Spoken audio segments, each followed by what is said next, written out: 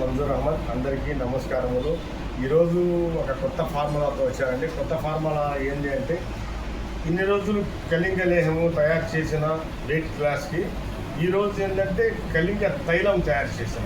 కళింగ తైలం అంటే ఇప్పుడు చూడండి, ఇది కళింగ తైలం.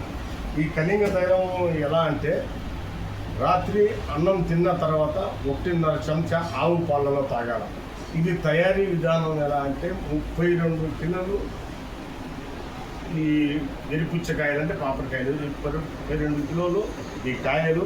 తర్వాత ఆ కాయలు గుజ్జు మొత్తం ఇంగిలిన తర్వాత దాన్ని నాలుగో భాగం అంటే 4 కిలోలు వస్తుంది. 4 కిలోలు మిగిలిన తర్వాత ఈ గుజ్జు, దాంట్లో 4 కిలోలు స్వచ్ఛమైన ఆముదం అంటే గానుగ నూనె. ఈ గానుగ నూనె వేసి ఎగరే కాంచిన తర్వాత ఎంత 3.5 కిలో అట్లా వస్తుంది. అట్లా వచ్చిన తర్వాత దాన్ని వడగట్టుకుని నీట్గా ఇలాంటి గాజు బాటల్లో వేసుకొని ఉంచారు. ఈ గాజు బాటల్లో కానీ వేసుకుంటే ఎన్ని రోజులైనా మనకు ఉంటుంది. మనం ఆయుర్వేదం ఏంటంటే ప్లాస్టిక్ మనం వాడకూడదు.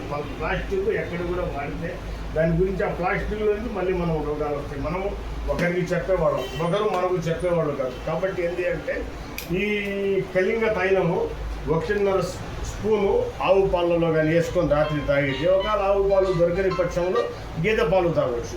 గేదె పాలు తాగితే దీనికి ఉండే ప్రయోజనాలు: పురాతనం కీళ్ళ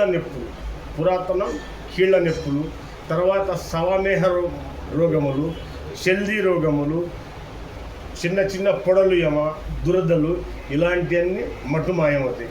ఒక మండలం కానీ ఇది సేకరిస్తే 100%గా ఇది వస్తుంది. ఇలాంటి కాని పక్షంలో నా కాడ ఎవరైనా తీసుకునేవాళ్ళు తీసుకుంటే దానికి నేను తగిన మూల్యం మీకు వాపస్ ఇవ్వబడను. మీరు ఇచ్చిన అమౌంట్ మీకు వాపస్ చేసేవాళ్ళు.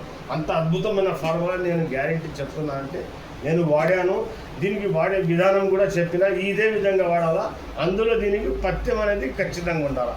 పథ్యం మేము చెప్పింది పథ్యం ఉండాలి. ఏంటంటే గడ్డకూరలు తినకూడదు, ఇది నీస్ అనేది తినకూడదు, దానికి కాంప్రమైజ్ అనేది ఉండకూడదు. ఆయుర్వేదంలో మనం నీతి తప్పిన పథ్యం అనేది తప్పకూడదు. కాబట్టి పథ్యం ఉండాలా. పథ్యం ఉంటేనే ఈ మెడిసిన్ వాడాలి. మెడిసిన్ వాడితే నేను చెప్పిన రోగాలు 100% క్లియర్ అవుతాయి. మీరు తయారు చేసుకునే వాళ్ళు తయారు చేసుకోవచ్చు. మొత్తం ఫార్ములా చెప్పిన. లేని పక్షంలో నాకు కానీ మీరు ఆర్డర్ ఇస్తే నేను పంపించగలుగుతాను. 32 కిలోలు ఈ జ్యూస్ ఉండాలా. విరిపుచ్చకాయల జ్యూసు, 4 కిలోలు ఆముదం ఉండాలి. ఈ ఎగిరి గాంచిన తర్వాత దాంట్లో 3.5 కిలో మిగులుతుంది అనమాట. అది ఇచ్చేసుకునిందే ఇది. దీన్ని 1.5 స్పూనే మీరు వాడండి. అద్భుతంగా ఎప్పటి నుంచి ఉండిన దురద, మీకు చిన్న మచ్చలు ఏమైనా ఉన్నా, ఇది చల్ది అంటారు కదా, అది మేహరోగములు, సవాయి మేహరోగములన్నీ పటాపంచలైపోను. కీళ్ళ నొప్పులు ఎప్పటి నుంచో పురాతనం. ఈ నొప్పులు తగ్గలేదు. ఎన్ని రోజులు తిరుగుతున్నా కూడా 41 రోజు ఒక్క మండలం 100%గా తగ్గిపోతుంది. తెప్పించుకునే వాళ్ళు తెప్పించుకోండి. లేని పక్షంలో తయారు చేసుకునే వాళ్ళు కూడా తయారు చేసుకోవచ్చు. ఉంటాను. సయ్యద్ మంజూర్ అహ్మద్, నెల్లూరు.